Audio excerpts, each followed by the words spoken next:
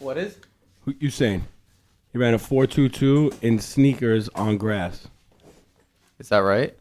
Yeah. At a Super Bowl event today. Yeah. A 4.22 in sneakers and sweatpants. And he hasn't ran professionally in a couple years. Yeah. Dude's a monster. Yeah, he's beast. He is beast. Yeah.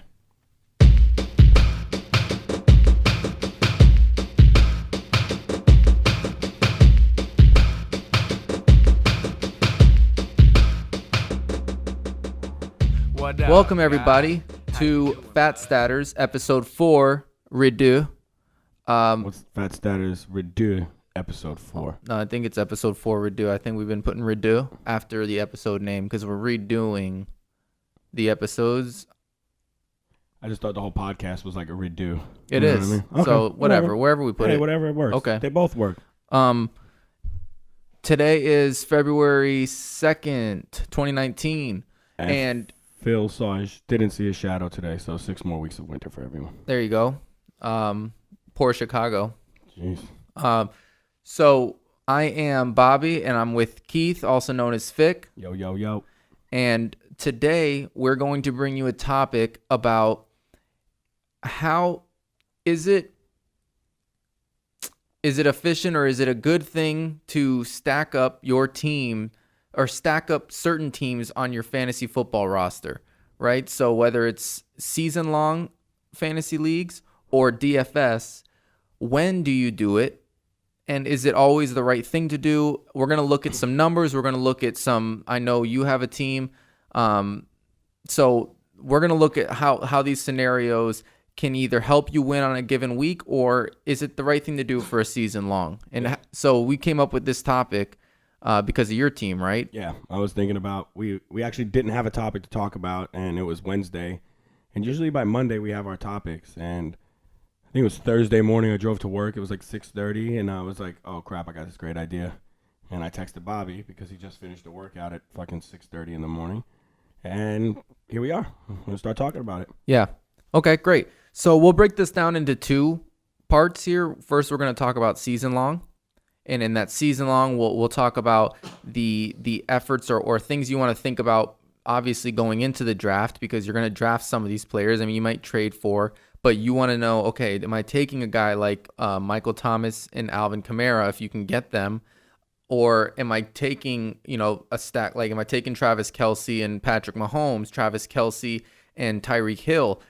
How do you look at these things when we're talking about season long? And then we'll talk about DFS, which is obviously it's a different ball game because Completely. you can right.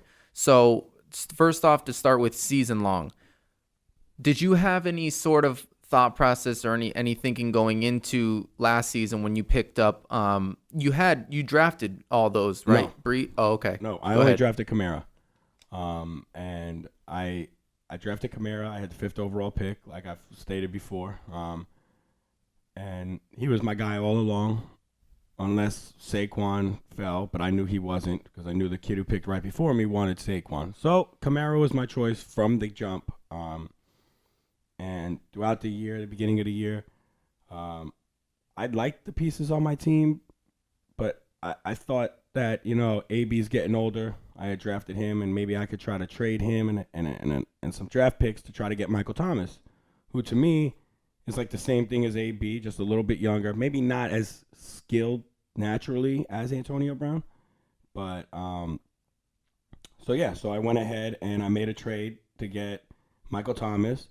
And after that, I was like, I didn't like the way Deshaun Watson was playing in the first couple weeks of the season. And I should have just let Deshaun Watson be and become Deshaun Watson, but I ended up flipping him for Drew Brees and some draft picks because Drew Brees is older. And my thinking was, once I got Michael Thomas, why not try to get the trifecta? Mm-hmm. I knew the kid who had Drew Brees was probably would give him up for a good price, being that he was 39 or 40 years old by the time I traded for him and everything. And I did a little research, and they were putting up numbers, the 3 guys, every week of the season. And I was like, okay, I feel like this is a trend they can continue to keep up. So I made a bunch of moves to acquire these guys. Mm-hmm. What week was that? Do you remember? Offhand, okay, so I don't know the exact week, but the Steelers were on a bye. The week Was Mark Ingram back yet? Yeah, because the Steelers were on a bye, so I'm pretty sure it was like week 7, maybe. Because the Steelers were on a bye, and the trade didn't go through that week because the person couldn't afford to lose. Oh yeah, 'Cause they Pitt had- was on bye on week 7. Okay, yeah. So then it was week 8 the trade went through because the person couldn't afford to lose. He had Juju on his team, and he couldn't afford to not have another wide receiver. So he said, wait till after this week, and we'll do the trade. So then we pushed the trade through the following week in week 8. So from week 8 on, I had those 3 guys. And when I first got them, bro, they were beating teams by themselves, just the 3 of them. Okay. All right. Yeah. So from a season long, like when you're going into it, you're trying to think about understanding. So diversification, right? So last week we talked about dynasty being like a stock market. Well, in your fantasy team, you want to diversify your team for multiple reasons. The biggest thing is injuries could happen, right? You can never predict injuries, and you should never draft based on what you think an injury could happen, whatever. Right. But you should keep in mind that when you have a team like you did, if Drew Brees were for any reason to get hurt, that stock or the Michael Thomas and Alvin Kamara their value could be hurt tremendously because Teddy Bridgewater comes in or whoever's going to take over as the backup. You have no idea how that's going to play out, and it could ultimately hurt the rest of your team, which could affect it happened actually it happened. I mean, not with the injury, but Saints fell off as a whole, and it affects your team because you're not diversified. Correct. Because I had 3 players from one team, and one week they were each going off at 30, and then the next week they barely put up 40 combined. Right. And you look at it and you're like, well, that sucks because I was in a playoff push trying to get a first round bye. And in the weeks I needed them the most, this was the weeks that they shat on me. Mm-hmm. However, I like the things that I have with them. But you bring up the good point, injuries, but Drew Brees is also older. He's 40 years old right now. What if this is what if this year coming up is his final year? So you're talking for dynasty now. Right, for dynasty. What if this is his final year coming up? My team could potentially be screwed unless Teddy Bridgewater is that dude, if that's who they decide to go with. Or maybe this year they know that this is going to be Drew's last year, so they try to make some moves in the draft to try to draft one of these quarterbacks early. Or, some analysts say that Kyler Murray is a player who might fall late first round, early second round. Maybe they scoop him up, and maybe they don't lose a step. Mm-hmm. But at the same time, maybe they scoop him up and they regress 5. You don't know. It's not something that, like we've been trying to talk about, is it black and white? Like, can we give a definitive black and white answer to it? You can, but at the same time, you can't. Because you could go look at, strength of schedule, fantasy strength of schedule, like you talked about, and see like, okay, well, this team is, they give up the 3rd most points for tight ends or wide receivers, and this team gives up, they're the worst against running backs, and you're like, oh, okay, you're playing a bunch of teams who are in the top 10 worst of, and you're like, okay, maybe I could stack up these guys. Mm-hmm. But one injury to one, then it doesn't look so hot. Yeah, that's the whole talk about diversification is when if an injury happens, a suspension happens, if anything were to happen, all your eggs is not in one basket, right? Because if you're rolling out with a certain team every week, you better hope that because if they're going up against a tough defense, if they're going up against the Bears or the Cowboys and how good the Cowboys are doing, the Saints were shut down by the Cowboys. Yeah, that was crazy, and I thought that they were going to blow them out of the water. I thought they were going to... Yeah, week 13. They were going to destroy them. So not one player in week 13 against the Cowboys finished in the top 12 at their position that week. Now not one player. We say top 12 because most leagues are a 12-team league, and that's the average, 12 picks per round. So yeah, exactly. That's so it's like a tier 1. Top 12. We're not using top 10 or whatever. Yeah. But then the thing is like then you start to think like, and in my position, I'm like, well, if Drew Brees is done, I got Andrew Luck, but Andrew Luck's not on the Saints. What's he gonna do? How is him playing? With the Colts gonna affect Michael Thomas and Alvin Kamara? It's not in the slightest. But I ranked it as the quarterback getting hurt would be the most devastating thing for those three, for a trio. And it doesn't even necessarily have to be the Saints. You know, we could talk about the Chiefs.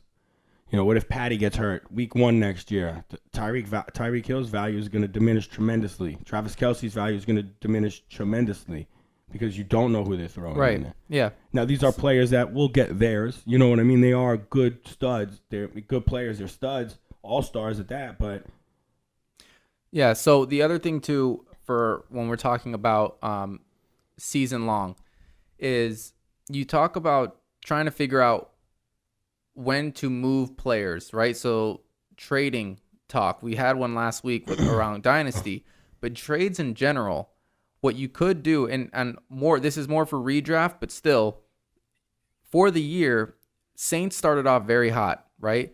So just to show some stats here, in week 1, they had 5 players finish in the top 12 of their position, right? So it was Ted Ginn, Michael Thomas, Alvin Kamara, Drew Brees, Ben Watson. In week 2, they had at least 2 players. Week 3, 4. It basically, up to week 11, they only had 2 games where only 1 player scored in the top 12. Other than that, they had at least a duo of players from that team score. And then after week 11, it went off. 1 player, 0, 0, 1 player, 2 players, 0. So here's the thing you can look at. My whole point of this is strength of schedule does not only have to be evaluated at the beginning of the season.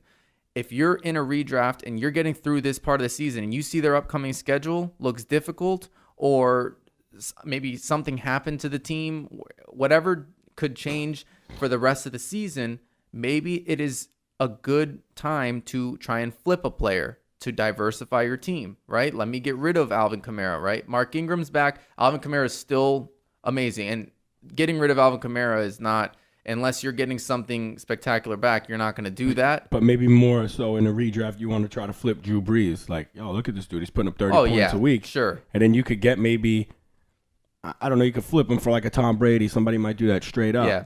And then now you've got rid of one of those stacked players. And now Right. you're not worried. Yeah. So, exactly, yeah. And so we talked about injuries could have an effect, strength of schedule. Something I look at also a big time is consistency, right? So over the season, obviously, who cares if you own it? Not who cares, but it matters who you own. If they're going off in the same week, it helps you. I mean, DFS for sure, but redraft, it helps you. You don't want one player going off and the other player not doing anything, and that hurts you. Exactly. So the whole point is consistency together, right? And if you look at some of the teams, right, the best duos in the league, okay, Patrick Mahomes and Travis Kelce from Kansas City, 11 out of 17 games, they both finished in the top 12 at their position. That's the best in the NFL last year in fantasy, half PPR. The next 2 were tied, 8 games out of 17 from the Colts. Eric Ebron and Andrew Luck. Okay. And then Atlanta. Matt and Julio. Yes. So they both had 8 games out of 17. Matt and Julio together, when you look at their consistency ranking, which is the coefficient of variation, that's the metric that we've talked about before on other shows, but really it's just you're looking at the volatility week over week and seeing how consistent are they throughout the season. Matt Ryan and Julio Jones is one of the best duos when it came to their position being consistent in their roles. But they still only had half the season With both of them. or both of them scored together at the same time, which is good. That's not bad because you need like 8-9 wins to make the fantasy playoffs, let's say. So that's fine. But just keep in mind, it's not a sure thing, even if the offense is extreme, like together, right? New Orleans only had 9 games where they had 2 or more people score in the top 12. And New Orleans is known as one of the best offenses in the league, Yeah. right? And then Alvin Kamara, I just wanted to put this because this is not quarterback. It's the only one where we don't have quarterback in someone. But Alvin Kamara and Michael Thomas scored in the top 12, 6 out of 17 games. Man, and that's pretty good. Mm-hmm. Yeah. So my whole point is for season long, consistency matters because you need to start them at the right time together. and you can either ride with them all the way through the season. I mean, Patrick Mahomes and Travis Kelce was money. If you had those two, one, you had a tight end locked down all season, and then a QB locked down all season. I mean, you literally have locked up positions, and they were the best in their position for the year. And everything else, it doesn't matter what you do. I mean, now you diversify and do your own thing. So the duos matter. You had a trio. Yeah. Right? And you saw how that did. So some other numbers.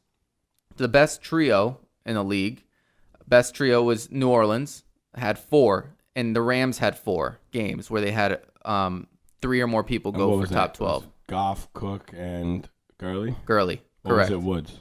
No, it was Cooks, Cook? Goff, and Gurley. Well, I mean, Cooks he's a monster. He's the only player in the league to go with 3 different teams in 3 years and get over 1,000 receiving yards. Like, you always know he's going to get his, and Gurley's going to get his too. Right. Yes. Jared Goff was the surprise this year, but he really shouldn't have been. But yeah, with the I underestimated the Rams offense, and A lot I'll of never people do that did. again. I thought they would regress slightly. Sean McVay's a genius. Yes. And then the New Orleans, we already know what that is, right? Alvin, Thomas, and Breeze. The next on the list was Kansas City Chiefs. That they had 3 games together, which I thought they would have had more. That's insane. Only 3? 3 games where Patrick Mahomes, Travis Kelce, and Hill. Tyreek Hill scored in the top 12 at their position for the same week. But the thing is, with the top 12 thing, see, like, there's 1 quarterback on a team. Yeah. There's 1, possibly 2 sometimes tight ends on a team. You talk about 3, 4 receivers on a team too, though. Like, you know what I mean? Sure. So they also got, Conley, Sammy. I can't think of the other dudes that they got too, and then they got Hill. So it doesn't seem as crazy, but it does at the same time because, you look at Cheetah's numbers and the dude was putting up 30 points a week. No, he was the number 1 wide receiver in half PPR. So, like, it's just amazing to think that he wasn't top 12 with more. Right. With those 3, I'm saying, with those 3 together at the same time. So I'm talking trios. My whole point is I'm against doing that. That's where I stand because I like to diversify. And my point is the best team in the league only got 4 games out of the whole season where their top 3 players scored at the top of their position at the same time. My thing is I don't like trios. Yeah, duos I can do in season long. Yeah. Duos you can. I mean, you see there's evidence here you can have duos. Trios, forget it. Just to name, there's others that are tied, right? Just to say Atlanta. So this is my point: is it's hard to guess these Falcons, Austin Hooper, Julio Jones, and Matt Ryan, but also Matt Ryan, Julio Jones, and Calvin Ridley. Oh yeah. Pittsburgh. Wait, so those 2 separate trios were tied Yeah, because 1 week Hooper would have balled and then 1 week Ridley was balling. correct. Right, but Julio and Matt Ryan were the common denominator there. Well, yeah. Yeah. Pittsburgh. You love you, Julio. Yeah. Pittsburgh is Big Ben, AB, and Connor. Really? 3 games. Not Juju. No. Juju was only, I think, like 2. Huh. Yeah. And then Giants. Try and guess the 3. Well, I know because we talked about it beforehand. But it was Rhett Ellison. Oh, no. They were in 1 game, but I'm saying they had 3 games together. This group had 3 games together where they've scored in the top 12. Ellison was like 1 week. Had to be quads. Shep. Nope. Huh. Someone that disappointed a lot of people this year. Odell. No. Evan Ingram. Yeah. Towards the end of the year. And yeah. Eli. Yeah, towards the end of the year. Yeah. See, this is why I'm going to get off topic for 1 second because the Evan Ingram situation with the New York Giants really pisses me off because in the beginning of the year they'll use him and then they'll go 9 games where he won't see a catch. Mm-hmm. And then in the last, 4 weeks of the season, the guy's putting up 8 catches for 100 yards a game, and you're like, well, where was this all year? Right. What were you doing, Pat Shermer? Sorry, I just had to do that. Cool. So that's I think do you have anything else regarding season long? So these numbers show you that the trio doesn't work and that the duo does work. However, at the same time, it's like maybe, but then it's not maybe because we just showed you evidence that a team like the Saints, they only did it 4 times where those 3 players actually went off and did that well together. Like, you know what I mean? So That's what I'm saying. I'm not a big fan of stacking for a regular season unless it's something that you can rely on. Like, you have to have a really good offense, but even then, you can't rely on it. Like I'm saying, Saints have 9 games this year, right? Which was tied for, I mean, they're 16th, but it's tied. It's like they're in the middle of the pack, and we know how good the Saints are. The Rams, one of the best offensive teams in the league. They're tied for 3rd with 12 games, which is still great.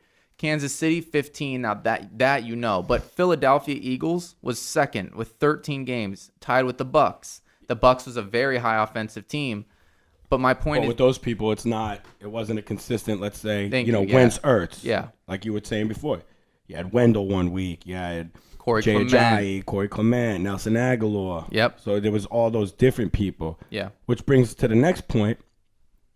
Well, before we get to that next point, so my thinking towards the end of the year was next season I have Andrew Luck on my team.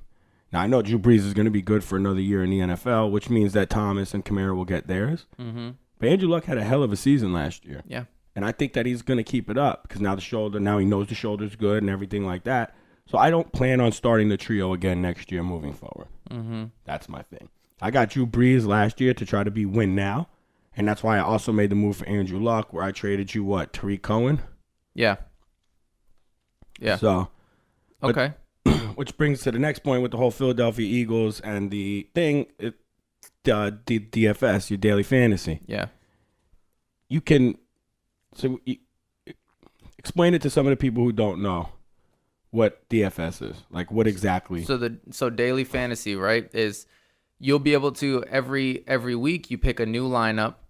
You'll have a budget and you pick your lineup based on that amount of budget, and you pick a starting lineup for football. You have your quarterback. So your DraftKings or FanDuel, you have your quarterback, your 2 running backs, 3 wide receivers, a flex, tight end, and a defense, right? So in that strategy in DFS, it could be very fruitful to stack a team or super stack a team where you have the quarterback, the running back, a wide receiver, and a tight end from the same team. That's all based on, a lot of it, you should look at over-unders, right? Vegas over-unders. If it's a high-scoring game, you can look to try and stack people from that game or people from that same team in that game. Look at spreads, right? If the team is supposed to be whooping, if Saints are -10 or -14 against a team, you could look at it both ways where they might not be scoring a lot in the second half. They might not have to. This team might be, the team they're going against might be have to throw the ball a lot, which might take away the run game, but you can stack the quarterback and the wide receiver from the other team. But now it brings up a point where, like, we'll use a team like the Saints, for instance. Like, you look at the over-under for one of their games, and let's say it's 52.5. And you're like, okay, well, this is going to be a high-scoring game. Doesn't necessarily mean you have to get Brees, Kamara, and Thomas. You can substitute Thomas for Traquan Smith, Ted Ginn, somebody like that, because it'll be a little less expensive. And there's a good possibility for the price that you're paying for them that they will do the work that you need them to do for that price. Yeah, great point. So the whole talk we had before about consistency and players not, like, together you want the same people for season long. DFS, that's 100% right. When you look at a team like the Philadelphia Eagles, who had 13 games out of 16 where at least 2 or more people were finishing the top 12 on the same week, right? I know that sounds like a lot there, but the Eagles, and not the best duo they had, it was Alshon and Ertz, and they only connected for 3 games. That's fine for DFS. What you're trying to do is the Eagles is a team where you can pick a couple players from that team and still be fine. That's fine for season long, the Alshon and the Zach Ertz. No, I'm saying, no, that's bad because they only had 3 games. I'm saying for DFS, okay, that's fine because you're just saying as a whole, the Eagles team, they score and they spread the ball around. I know I can pick players that might be cheaper, like a Corey Clement or Golden Tate was cheaper towards the end, or it doesn't matter. You can start to pick these players and have a good chance of both of them scoring in the top 12 in their position that week, because you've seen it in this evidence that the Eagles can support 2 or more people in a given week. It just might not be the same 2 people. And it might not be the 2 best people. Right. And that's why DFS, it's good because for tournament plays, you can have those dart throws, right? Kirkwood and you can have Conley from the Chiefs, or you can have all these players, Ellison from the Jets. I mean, the You Giants. could also have, Cooper Cup from the Right. Rams. Right. Somebody you might not necessarily start every week unless you're in a deep, deep league. Well, at one point in the beginning before he got hurt, you were Yes. starting him every week. Well, yeah, that's true. But I'm saying, but then later on in the season where, he was hurt, so he was less money. And you're like, wow, okay. I paid, $2,700 for this guy. He got me 17 points. Right. And you're cool with that. Yes. And So you'll live with that. that's exactly right. So that from a DFS standpoint, to me, that's when you can start to pick those trios. You look at those games. You look at the offensive games coming up, and you figure out your stacks based on how you think that game's going to flow. Is it going to be a high-scoring game? Okay, good. I'm picking 3 Chiefs players, and I'm going to feel good about it. I'm picking Patty Mahomes and Kelsey and maybe Sammy Watkins, or I'm picking, Damian Williams now towards the end. Now, yes, you'll have to spend up for some of these players, but if you can stack them, the Chiefs can support that.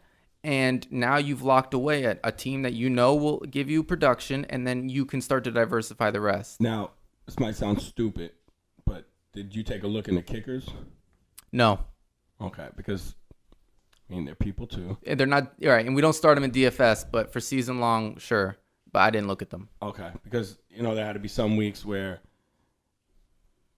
Kicker's a crapshoot, though. It always has been. So is defense too, so you can't really. Yeah. Yeah. So do you have any other things around? I know you're not as big into DFS. I always play the beginning of the year, probably the first week, and then after that I fall off. One, because I like money, and I tend to lose a lot of it when I play DFS. I'll put $20, $30 down a week, and I'll come away with like $3, so I lost 27. You know what I mean? So it's not something I like to do, but I have friends who do it, and they'll always ask me for advice, like, hey, what do you think about these guys? Or, hey, what do you think he's going to do? And it's like, maybe put, this guy back, get somebody like this, and then upgrade this position to something better, because this guy might give you the same production for $5,000 less. Right. Because, your Patties are going to be $10,000, your Kelseys, your Ertzes are going to be somewhere, $8,500, and, all those top-tier receiver guys are going to be a lot. So you got to maybe, when it comes to stacking, like if you want Patty Mahomes, maybe you get Patty, and then maybe you get one of the Williamses, whichever one you want, a Damian or Darrell, whatever the hell he is. And then maybe you get the Conley. Maybe you get the Watkins. Yeah. The whole point, right, and the whole point there to what you're saying is don't be afraid to stack in DFS, because you can see here, the data that we have here, and we'll post it, is some of these teams can support multiple players in the same week going off, and you want that. That 15 out of 17 weeks, like that number just jumps out right at me. I'm sure a lot of people don't stack all the time. I know some people, it is a known thing for people that do DFS that actually do stack and super stack certain players. But when the numbers are showing here, you can stack from teams that you might not necessarily think from, right? Atlanta Falcons, they did not have a great year. You could have stacked from them. Calvin Ridley, Julio, Matt Ryan would have been a great stack for some weeks. Austin Hooper, because tight end's a crapshoot, could have been in your lineups. So you can look at some of these teams that other people aren't going towards, and now you can have the advantage in tournaments. And when it comes to DFS, we're not necessarily meaning stacking on if you just want to do the Sunday night games, or when sometimes they have those 2 games on Saturdays, just those 2 games, because obviously you're going to probably stack more in those games. We're talking about if you're doing one of those things where it's every team playing on Sunday, you know what I mean, or even the Monday game as well. Like you could stack 4 players from one team that way.